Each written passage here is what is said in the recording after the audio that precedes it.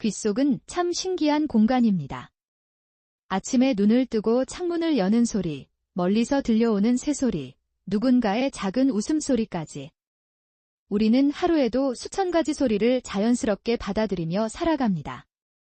그런데 많은 사람들이 귀 건강에 대해 생각할 때 가장 먼저 떠올리는 것은 의외로 귀지입니다.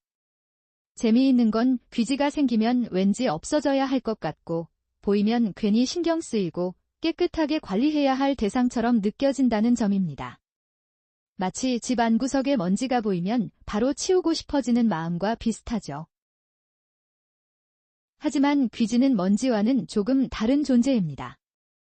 오히려 우리 몸이 스스로 만들어내는 자연스러운 보호막에 가깝습니다. 생각해보면 참 흥미롭습니다. 우리 몸은 눈을 보호하기 위해 눈물을 만들고 피부를 보호하기 위해 유분을 분비합니다. 그리고 귀를 보호하기 위해서는 귀지를 만듭니다. 그런데 이상하게도 사람들은 귀지만 보면 없애야 하는 무언가라고 생각하곤 합니다. 오늘은 귀지 제거 방법을 이야기하는 시간이 아닙니다. 귀지라는 존재가 실제로 어떤 역할을 하는지, 귀 건강과 어떤 관계가 있는지, 그리고 우리가 평소 잘 모르고 지나치는 귀 건강의 흥미로운 이야기들을 함께 살펴보려 합니다. 조용히 귀를 기울이며 들어보세요. 생각보다 훨씬 흥미로운 세계가 펼쳐질지도 모릅니다. 사실 귀지는 단순한 노폐물이 아닙니다. 귀 안쪽 피부에서 만들어지는 분비물과 자연스럽게 떨어져 나온 피부세포들이 섞여 형성되는 물질입니다. 사람마다 색도 다르고 질감도 다릅니다. 어떤 사람은 비교적 건조한 형태를 가지고 있고, 어떤 사람은 조금 더 촉촉한 형태를 가집니다. 이 차이는 이상한 것이 아니라 매우 자연스러운 개인 차이입니다. 마치 머리카락의 굵기나 피부 타입이 사람마다 다른 것처럼 말이죠. 귀지는 마치 자연이 만들어 놓은 보호막과도 같습니다. 숲속 나무들이 거친 바람으로부터 자신을 지키기 위해 껍질을 갖고 있듯이 귀도 외부 환경으로부터 자신을 보호하기 위한 장치를 가지고 있습니다. 귀지는 그 보호 시스템의 일부입니다. 먼지나 작은 이물질이 귀 깊숙한 곳으로 들어가는 것을 줄여주고 귀 안쪽 환경을 일정하게 유지하는 데 도움을 줍니다. 또한 귀 안 피부가 지나치게 건조해지는 것을 막는 역할도 합니다. 만약 귀지가 전혀 존재하지 않는다면 어떻게 될까요? 많은 사람들이 오히려 더 깨끗하고 건강할 것이라고 생각할 수 있습니다. 하지만 실제로는 귀가 가진 자연 보호 기능 중 하나가 사라지는 셈입니다. 마치 피부에 수분막이 전혀 없는 상태를 상상하는 것과 비슷합니다. 우리 몸은 필요 없는 것을 굳이 만들지 않습니다. 귀지가 존재한다는 사실 자체가 이미 중요한 역할을 수행하고 있다는 의미이기도 합니다. 흥미로운 점은 귀가 스스로 정리되는 구조를 가지고 있다는 사실입니다. 사람들은 종종 귀 안을 완벽하게 관리해야 한다고 생각하지만 귀는 생각보다 독립적으로 움직이는 기관입니다. 말을 하거나 음식을 씹을 때 턱이 움직이면서 귀 안쪽의 아주 미세한 움직임도 함께 발생합니다. 이 과정 속에서 귀지는 천천히 바깥쪽으로 이동하는 경향이 있습니다.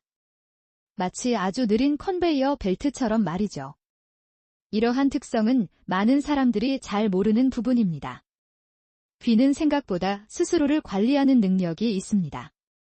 그래서 귀 건강에 대한 이야기에서는 무언가를 많이 하는 것보다 자연스러운 상태를 이해하는 것이 더 중요할 때가 있습니다. 다큐멘터리를 보다가 자연 생태계에 대한 이야기를 들으면 이런 설명이 자주 등장합니다. 건강한 생태계는 균형이 중요하다. 귀 건강 역시 비슷합니다. 과도함도 부족함도 아닌 균형.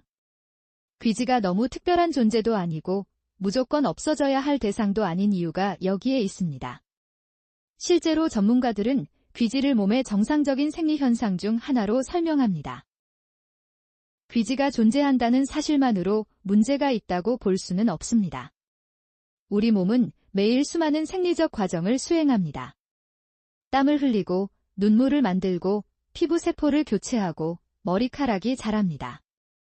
귀지 역시 그런 자연스러운 과정 중 하나입니다. 그런데 재미있는 현상이 있습니다. 사람들은 귀지는 잘 의식하지만 귀 건강 자체는 생각보다 자주 잊어버립니다. 청력은 너무 자연스럽게 사용되기 때문입니다. 평소에는 공기의 존재를 거의 느끼지 못하는 것처럼 청력도 문제가 없을 때는 그 소중함을 의식하기 어렵습니다. 하지만 귀는 하루 종일 일하고 있습니다. 가족의 목소리를 듣고 음악을 감상하고 자동차 경적을 인식하고 길을 건널 때 주변 소리를 파악합니다. 심지어 균형 감각과도 관련이 있습니다. 우리가 걷고 서 있고 움직일 수 있는 데에도 귀 안쪽 구조가 중요한 역할을 담당합니다. 귀는 단순히 듣는 기관만이 아닙니다. 생각보다 훨씬 복합적이고 정교한 기관입니다. 여기서 한 가지 흥미로운 관찰이 있습니다. 사람들은 종종 조용한 공간보다 아주 약간의 배경 소음이 있는 공간에서 더 편안함을 느끼기도 합니다. 카페의 잔잔한 소음, 창밖 빗소리, 선풍기 돌아가는 소리 같은 것들 말이죠. 귀는 단순히 소리를 받아들이는 장치가 아니라 환경과 연결되는 창문 같은 역할도 수행합니다. 그래서 귀 건강은 삶의 질과도 깊이 연결됩니다. 우리가 좋아하는 음악, 사랑하는 사람의 목소리, 자연의 소리까지 모두 귀를 통해 경험합니다. 귀지를 이해하는 것은 결국 귀 자체를 이해하는 첫걸음이라고도 볼 수 있습니다. 많은 사람들이 귀 건강에 대해 궁금해하는 또 다른 주제는 귀지의 양입니다. 왜 어떤 사람은 귀지가 많고 어떤 사람은 적을까요? 사실 개인차는 상당히 큽니다. 생활 환경, 체질적 특성, 나이, 유전적 요소 등 다양한 요인이 영향을 줄 수 있습니다. 그래서 단순히 다른 사람과 비교하는 것은 큰 의미가 없습니다.